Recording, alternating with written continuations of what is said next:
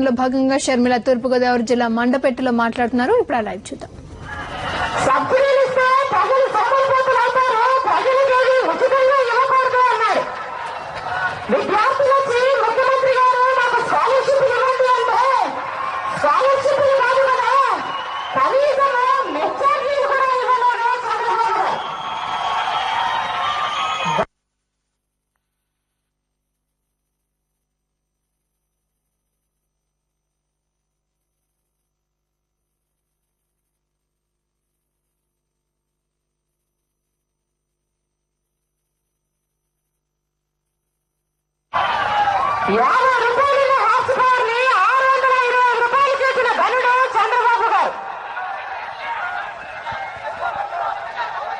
ఏంటమ్మా ఇది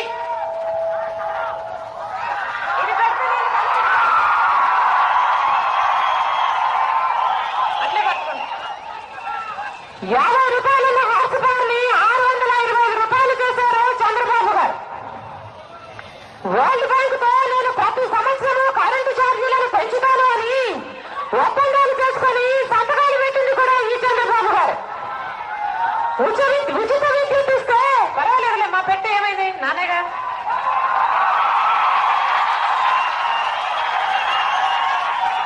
ఉచిత విద్యుత్ ఇస్తే బట్టలు వేసుకోవడానికి తప్ప దేనికి తరం కాదని ఓలన చేసింది కూడా ఈ చంద్రబాబు గారు. రైతులని పేదల్ని పురుగుల్లో చూశాడు చంద్రబాబు గారు. మన రాష్ట్రంలో లక్షల కొద్ది ప్రజలు పని లేక కరువులో అల్లాడిపోయి గ్రామాలని కుటుంబాలని వదిలేసి వలసలిపోయిన రోజులవి.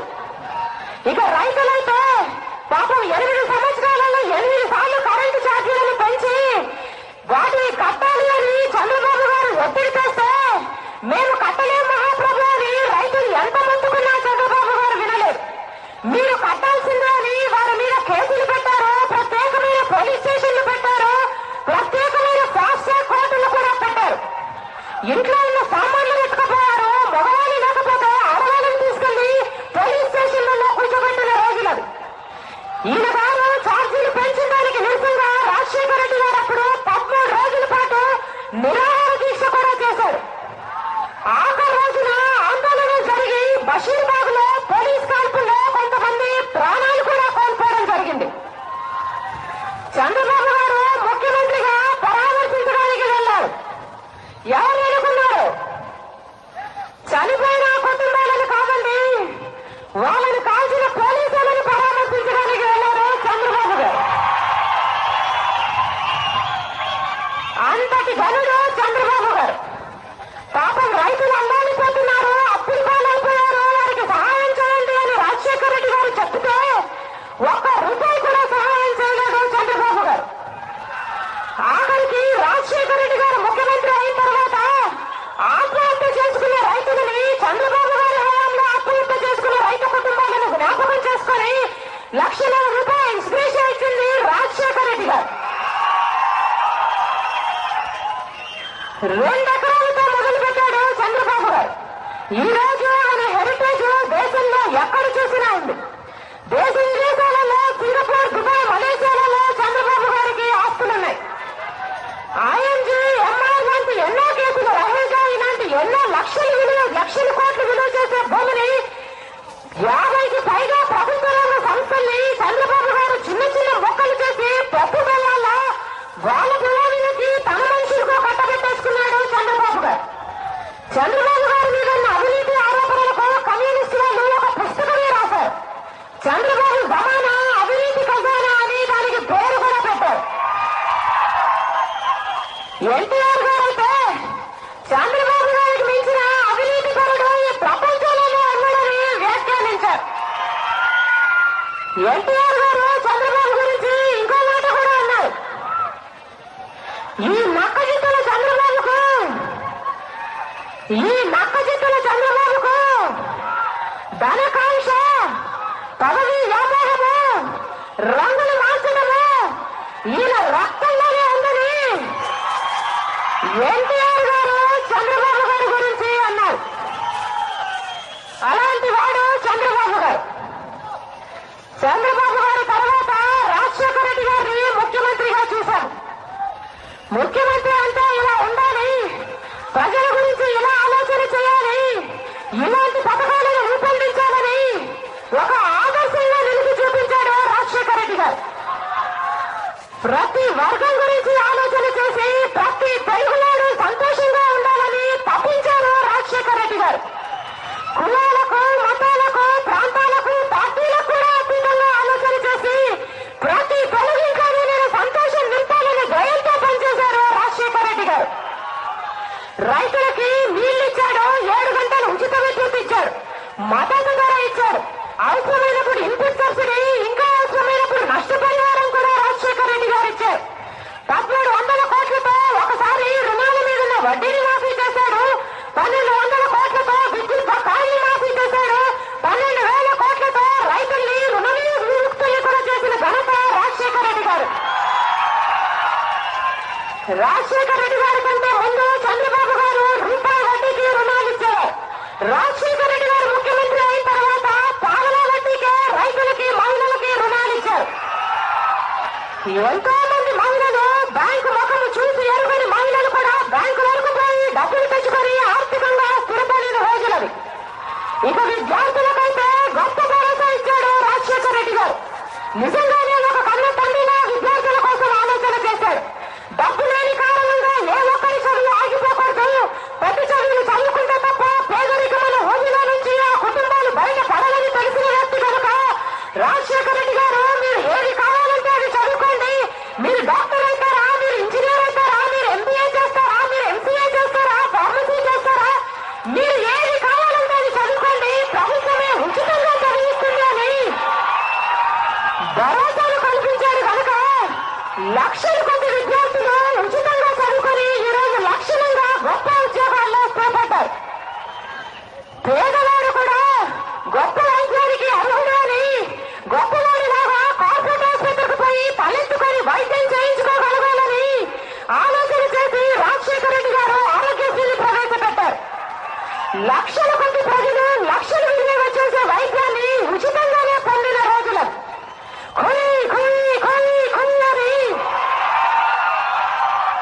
ఫోన్ చేసిన 20 నిమిషాలకు వచ్చేసేది 108, 104 అభయహస్తం లాంటి పథకాలను అద్భుతంగా చేసి చూపించారు రాజశేఖర రెడ్డి గారు. దేశమంతా 50 లక్షల ఇల్లులు కడితే ఒక్క మన రాష్ట్రంలోనే 50 లక్షల పక్కా ఇల్లు కట్టి చూపించారు రాజశేఖర రెడ్డి గారు.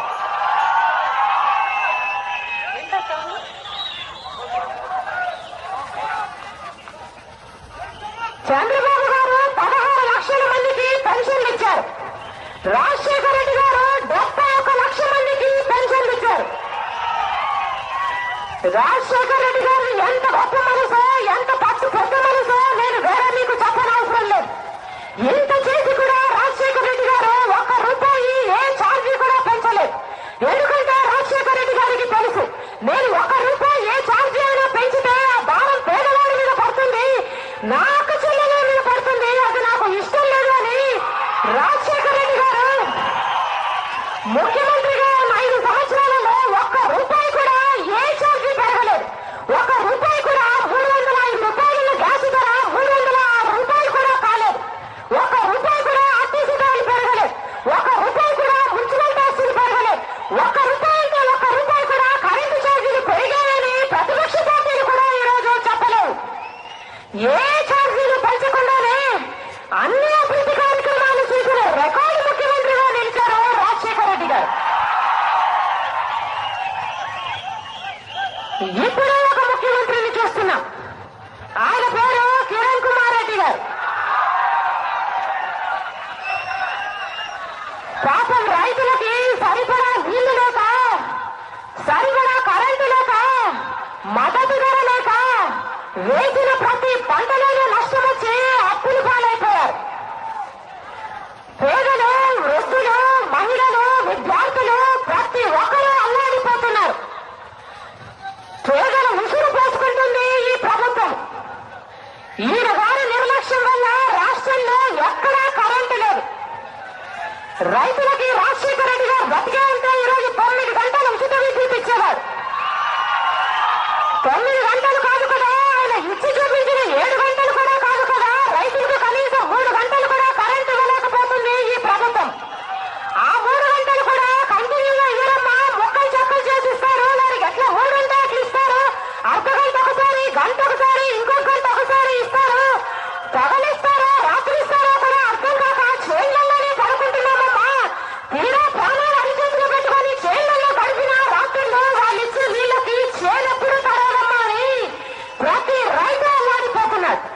పరిశ్రమలకైతే నెలకు 12 రోజులు పవర్ కట్టే. వేల కొద్ది పరిశ్రమలు మూతపడిపోయి ఇప్పటికే 20 లక్షల మంది కార్మికులు ఉద్యోగాలు కోల్పోయి రోడ్లు పడ్డారు. ఇక ఊర్లలో అయితే, మున్సిపాలిటీలలో అయితే, గ్రామాల్లో అయితే ఎక్కడా 4 గంటలకు నుంచి 6 గంటల వరకు కరెంటు ఎక్కడా ఉండడం లేదు. సమాధానం చెప్పండి ముఖ్యమంత్రి గారు అంటే ఏం చెప్పారనుకున్నారు? కిటికీలు తలుపులు తెరుచుకొని పడుకోండి అన్నారు ముఖ్యమంత్రి గారు. ఇలాంటి వాడు మన కర్మ కొద్దీ ఈరోజు ముఖ్యమంత్రి కుర్చీలో కూర్చున్నాడు. అన్ని ఛార్జీలు, అన్ని ధరలు పెరిగిపోయాయి. బ్రతుకు దారుణమైపోయిందమ్మా అని ప్రతి అక్క చెబుతూనే ఉంది. ఎరువుల ధరలు 10 సార్లు పెంచింది ఈ కాంగ్రెస్ ప్రభుత్వం. గ్యాస్ ధర 305 రూపాయల నుంచి 440 రూపాయలు చేసింది. అది కూడా సబ్సిడీ అయితేనే. సబ్సిడీ లేకపోతే ఏకంగా 1000 రూపాయలు పెట్టి ఒక్క గ్యాస్ సిలిండర్ కొనుక్కోవాలి. ఆర్టీసీ ధరలు 3 సార్లు పెంచింది ఈ కాంగ్రెస్ ప్రభుత్వం. కరెంటు ఛార్జీలనైతే ఏకంగా 30,000 కోట్ల రూపాయలని ప్రజల నెత్తున మోపి ఇవి మీరు కట్టాల్సిందే అని వారి రక్తం పిండైనా సరే వసూలు చేయాలనుకుంటుంది ఇప్పుడున్న ఈ కిరణ్ సర్కార్. ఈ దుర్మార్గపు కాంగ్రెస్ ప్రభుత్వానికి వ్యతిరేకంగా అన్ని ప్రతిపక్ష పార్టీలు కలిసి అవిశ్వాస తీర్మానం పెడితే మన ప్రధాన ప్రతిపక్ష నాయకుడు చంద్రబాబు గారేమో ప్రజల పక్షాన్ని నిలబడకుండా నిస్సిగ్గుగా ఈ కాంగ్రెస్ ప్రభుత్వం పక్షాన్ని నిలబడి ప్రజాస్వామ్య చరిత్రలో ఎక్కడా లేని విధంగా ఒక పాలక పక్షంతో ఒక ప్రతిపక్షంలో కుమ్మక్కయ్యి ప్రజలను గాలి కొదిలేసి వాళ్ళ ఎమ్మెల్యేలు అవిశ్వాసానికి మద్దతు పలకకూడదు అని వెత్తు జారీ చేసి మరి ఈ కాంగ్రెస్ ప్రభుత్వాన్ని కూలిపోకుండా కాపాడాడు ఈ చంద్రబాబు గారు. నిజానికి అవిశ్వాసం పెట్టిన కారణము ఈ దుర్మార్గపు పరిపాలన, ఈ కరెంటు బాధుడు, ఈ ఛార్జీల మోత కనుక 9 మంది కాంగ్రెస్ ఎమ్మెల్యేలు, 6 మంది టీడీపీ ఎమ్మెల్యేలు అవిశ్వాసానికి వారు ఓటేస్తే వారి మీద వేటు పడుతుందని తెలిసి, వారి పదవులు కోల్పోతారని తెలిసి, వారి పార్టీలు వాళ్ళని వెలేస్తాయని కూడా తెలిసి విప్పులు కూడా దక్కరించి జగనన్న మాట మేరకు అవిశ్వాసానికి మద్దతు పలికారు. ప్రజల పక్షాన నిలబడ్డారు. వాళ్ళ పదవులు కూడా త్యాగం చేయడానికి సిద్ధపడ్డారు. వాళ్లకు ఓట్లేసి గెలిపించిన ప్రజల కోసము అవిశ్వాసానికి ఓటేశారు. విప్పు ధిక్కరించిన ఈ ఎమ్మెల్యేలు మార్చిలో అవిశ్వాసానికి ఓటేస్తే అప్పుడు స్పీకర్ గారు ఈ ఎమ్మెల్యేలను డిస్క్వాలిఫై చేయలేదు. అప్పుడు వీళ్ళ మీద వేటు వేయలేదు. ఎందుకంటే అప్పుడే వేటేస్తే అప్పుడే ఉప ఎన్నికలు వస్తాయి. ఉప ఎన్నికలు వస్తే పోయిన ఏడాది బై ఎలక్షన్ లో లాగా వైఎస్ఆర్ కాంగ్రెస్ పార్టీ అన్ని సీట్లను కైవసం చేసుకుంటుందని, పోయిన బై ఎలక్షన్ లో లాగా ఈ కాంగ్రెస్ కు టీడీపీకి కనీసం డిపాజిట్లు కూడా దక్కవని తెలిసి ప్రజాస్వామ్యాన్ని ఖూనీ చేసి ఈ కాంగ్రెస్ టీడీపీ నాయకులకు వంతుపాడి స్పీకర్ గారు కావాలని జాప్యం చేసి ఎప్పుడో వేయాల్సిన అనుగణత వేటు వేయకుండా ఇప్పుడు ఈ ఏడాదిలో ఇక బై ఎలక్షన్లు వచ్చే అవకాశం లేదని తెలిసి ఇప్పుడు ఈ ఎమ్మెల్యేల మీద వేటేసి వాళ్ళను డిస్క్వాలిఫై చేశారు. పార్లమెంట్ లో అయితే విప్పు ధిక్కరిస్తే వెంటనే డిస్క్వాలిఫై చేస్తారు. కానీ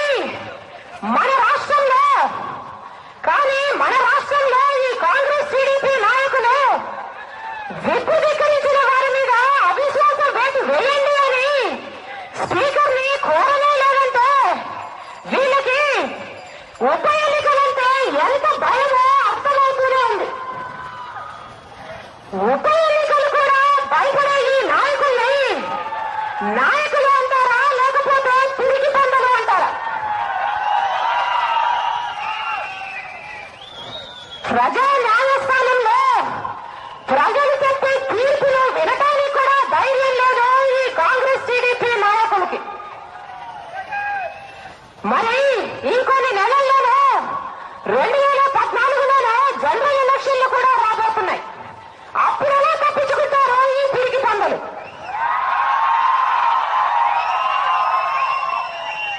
మేము భయపడేవారిని అయితే ఇప్పుడు స్థానిక ఎలక్షన్లో ఎందుకు పెడతామని బుకాయిస్తుంది ఈ కాంగ్రెస్ పార్టీ. వీళ్ళు భయపడకపోతే మార్చి నెలలోనే విపులీకరించిన ఎమ్మెల్యేల మీద ఎందుకు వేటు వేయలేదు? వీళ్ళు భయపడకపోతే రండి ప్రజాక్షేత్రంలో చేర్చుకుందాము అని అప్పుడే ఎన్నికలు ఎందుకు కోరలేదు? వీళ్ళు భయపడకపోతే రాబోయే స్థానిక ఎలక్షన్లకు పార్టీ గుర్తు మీద పోటీ చేద్దామని ఎందుకు ధైర్యం చేసి చెప్పటం లేదు? చంద్రబాబు గారు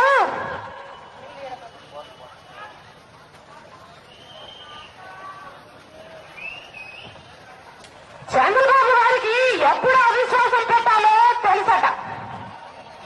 ఈ కాంగ్రెస్ ప్రభుత్వము కూలిపోదు అంటే అవిశ్వాసం, ఈ కాంగ్రెస్ ప్రభుత్వము కూలిపోతుంది అంటే విప్పు ద్వారా విశ్వాసం. ఇది చంద్రబాబు గారి తీరు.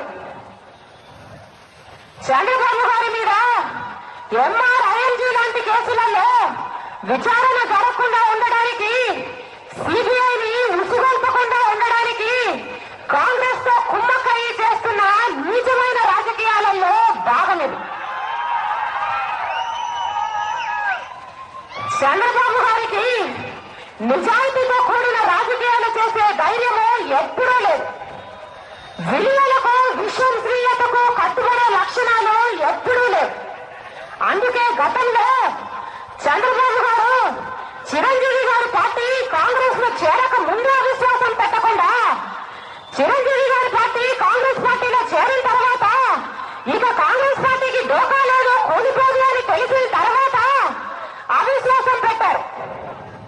ఇప్పుడు కూడా 15 మంది ఎమ్మెల్యేల మీద వేటు వేశాక ఈ కాంగ్రెస్ ప్రభుత్వం కూలిపోదు అన్న భరోసా కలిగిన తర్వాత మళ్ళీ అవిశ్వాస డ్రామా ఆడటానికి సిద్ధపడుతున్నారు చంద్రబాబు గారు. కాంగ్రెస్ పార్టీ డైరెక్షన్ లో అవిశ్వాస డ్రామా ఇప్పుడు ఆడండి చంద్రబాబు గారు అని కాంగ్రెస్ పార్టీ ఎప్పుడు చెప్తుందో అప్పుడు చంద్రబాబు గారు అవిశ్వాసం పెడతారు. చంద్రబాబు గారికి కాంగ్రెస్ పార్టీకి ఉన్న చీకటి ఒప్పందాల గురించి నేను మీకు కొత్తగా చెప్పాల్సిన అవసరం లేదు, మీ అందరికీ తెలుసు. కానీ జగన్మోహన్ రెడ్డి గారికి విలువలు, విశ్వసనీయత చాలా ముఖ్యము. అందుకనే జగన్మోహన్ రెడ్డి గారు స్పష్టంగా ఏ పార్టీ అవిశ్వాస తీర్మానం పెట్టినా కూడా వైఎస్ఆర్ పార్టీ అవిశ్వాసానికి మద్దతు పలుకుతుంది అని చాలా స్పష్టంగా ఈరోజు మళ్ళీ మీ సాక్షిగా చెబుతున్నాం. జగన్మోహన్ రెడ్డి గారికి ప్రజల పక్షాన నిలబడటమే ముఖ్యం. ప్రజల సమస్యల మీద స్పందించి ఈ దుర్మార్గపు కాంగ్రెస్ ప్రభుత్వాన్ని ఓడించి మళ్ళీ రాజ్యం స్థాపించడమే ముఖ్యం. ఈ కాంగ్రెస్ టీడీపీ పార్టీల ఉద్దేశము ఒకటే, ఈ రాష్ట్రంలో 2 పార్టీలు ఉండాలట. ఉంటే కాంగ్రెస్ ఉండాలట, లేకపోతే తెలుగుదేశం ఉండాలట. 3వ పార్టీ గాని 3వ వ్యక్తి గాని ఉండకూడదట.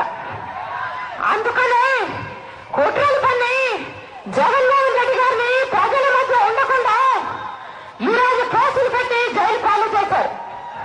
వీళ్ళకు తెలుసు జగన్మోహన్ రెడ్డి గారు ప్రజల్లోనే ఉంటే, రాజశేఖర రెడ్డి గారి వారసునిగా స్థిరపడితే ఇక తెలుగుదేశంకు కాంగ్రెస్ కి మనుగడ ఉండదని, ఆ 2 పార్టీలు దుకాణాలు మూసేసుకోవాల్సి వస్తుందని వీరికి తెలుసు.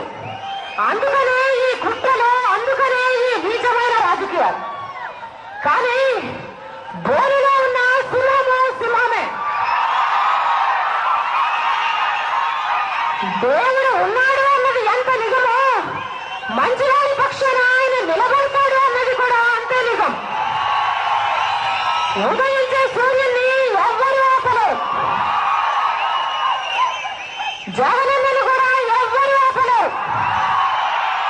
ఒక రోజు త్వరగానే వస్తుంది. ఆ రోజున జగనన్న వచ్చి మనందరినీ రాజుల రాజ్యం స్థాపించే దిశగా నడిపిస్తాడు. రాబోయే రాజుల రాజ్యంలో జగనన్న ముఖ్యమంత్రి అయిన తర్వాత రైతన్నవాడు తన పండించిన పంటకి నష్టపోకుండా అవసరమైతే పండించిన పంటను ప్రభుత్వమే కోరుకునేటట్టు 3,000 కోట్లతో ఒక స్థిరీకరణ నిధి కూడా ఏర్పాటు చేస్తారు. రాబోయే రాజుల రాజ్యంలో జగనన్న ముఖ్యమంత్రి అయిన తర్వాత ఈసారి రైతులకి మహిళలకి వడ్డీ లేకుండానే రుణాలు ఇస్తారు. రాబోయే రాజుల రాజ్యంలో జగనన్న ముఖ్యమంత్రి అయిన తర్వాత ఏ ఒక్కరూ గుడిసెలలో ఉండే అవసరం లేకుండా ప్రతి ఒక్కరికి పక్కా ఇల్లు కట్టే బాధ్యత జగనన్న తన భుజాన వేసుకుంటాడు. మళ్ళీ ఫీజు రీయింబర్స్మెంట్, ఆరోగ్యశ్రీ లాంటి అద్భుతమైన పథకాలకి జీవం పోస్తాడు జగనన్న. వైఎస్ఆర్ అమ్మఒడి అనే పథకం ద్వారా మన అక్క చెల్లెళ్లకు వారి పిల్లలు చదివించుకోవడం కోసం 2 పిల్లలకు చొప్పున ఒక్కొక్కరికి 10వ తరగతి వరకు ప్రతి నెల 500 రూపాయలు నేరుగా అమ్మ అకౌంట్లోనే పడుతుంది. ఇంటరైతే ప్రతి నెల 700, డిగ్రీ అయితే ప్రతి నెల 1000 రూపాయలు నేరుగా అమ్మ అకౌంట్లోనే పడుతుంది. రాబోయే రాజుల రాజ్యంలో జగనన్న ముఖ్యమంత్రి అయ్యాక మన వృద్ధులకి వితంతులకి పెన్షన్ 700 అవుతుంది. మన వికలాంగులకి పెన్షన్ 1000 రూపాయలు అవుతుంది. రాబోయే రాజుల రాజ్యంలో జగనన్న ముఖ్యమంత్రి అయిన తర్వాత మన గ్రామాలలో మన ఊళ్ళల్లో ఇక బెల్ట్ షాపులు ఉండనే ఉండవు. నియోజకవర్గానికి ఒకే ఒక్క వైన్ షాప్ ఉంటుంది. మన పిల్లలు గొప్ప చదువులు చదువుకుంటారు, గొప్ప ఉద్యోగాలు చేసే రోజు దగ్గరలోనే ఉంది. మళ్ళీ ప్రతి కుటుంబంలో సంతోషించే రోజు దగ్గరలోనే ఉంది. ఆ రోజు వచ్చేంత వరకు మీరందరూ జగనన్నను ఆశీర్వదించాలని, వైఎస్ఆర్ పార్టీని బలపరచాలని, మాతో కలిసి కథం తొక్కాలని మా ప్రార్థన.